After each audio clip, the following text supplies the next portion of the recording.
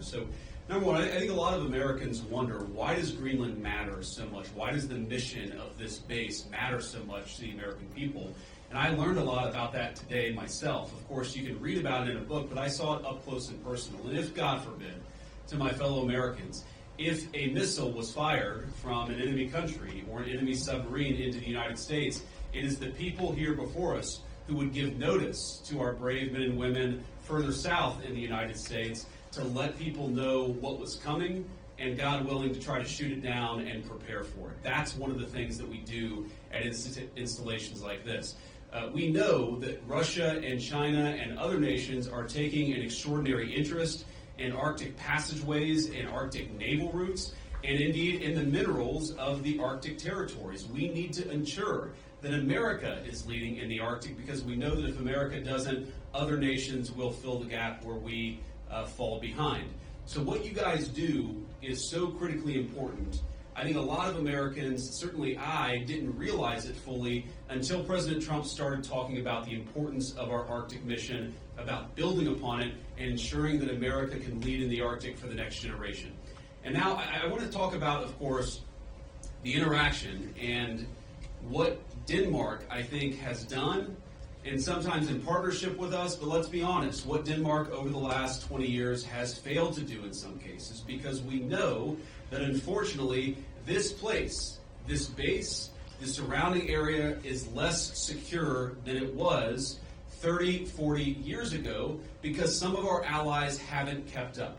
As China and Russia have taken greater and greater interest in Greenland, in this base, in the activities of the brave Americans right here, we know that too often our allies in Europe have not kept pace. They haven't kept pace with military spending, and Denmark has not kept pace in devoting the resources necessary to keep this base, to keep our troops, and in my view, to keep the people of Greenland safe from a lot of very aggressive incursions from Russia, from China, and from other nations. Now, President Trump, as he says all the time, and as a lot of people recognize, is a president of peace. We want to have good relationships with everybody. That includes, even to the extent possible, the Chinese and the Russians. But part of having good relations is showing your strength when you have to.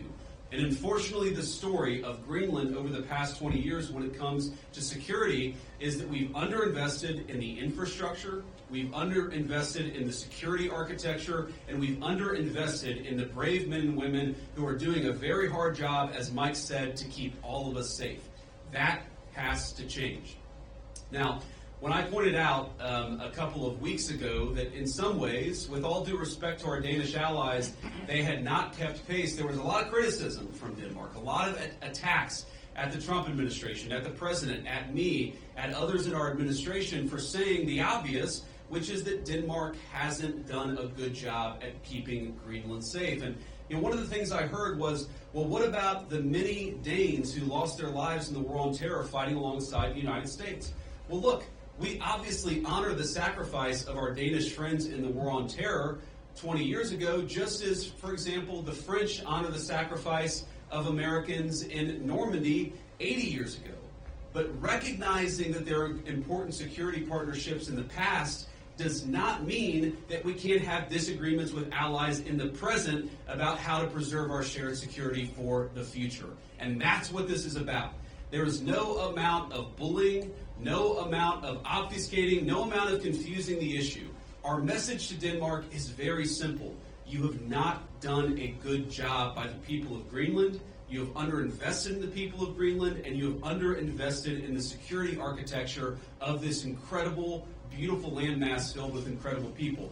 That has to change. And because it hasn't changed, this is why President Trump's policy in Greenland is what it is. It's consistent with the first Trump administration, where you saw significant investments in Arctic security, and it will continue over the next 4 years under President Trump's leadership. And let me finally, before I kick it over to the media, make one comment about the people of Greenland. The colonel here, the base commander, who came here first as a second lieutenant, and I guess, Colonel, this is your second duty station here, and we're proud of you and proud of all of you guys who are serving and helping keep us safe. I heard a lot about the respect that our American troops show for the local Greenlandic population, the way that we make and create shelter for hunters and dog slitters, the way that we found ways to turn over traditional tribal land to some of the local populations in order to ensure that they're able to live in accordance with their values. We respect, as the President said in his State of the Union address, we respect the self-determination of Greenlanders. We believe in the self-determination of the population of the people of Greenland. And our argument is very simple. It is not with the people of Greenland, who I think are incredible and have an incredible opportunity here. Our argument really is with the leadership of Denmark, which is underinvested in Greenland and underinvested in its security architecture. That simply must change. It is the policy of the United States that will change, and I'm proud to be able to stand here with so many brave Americans to better understand the security mission and better understand what you guys do each and every day. For that, I'm grateful. For your service, I'm even more grateful. I love you guys, I'm proud of you guys, and President Trump stands behind you and will for the remainder of his administration. Thank you all. God bless you.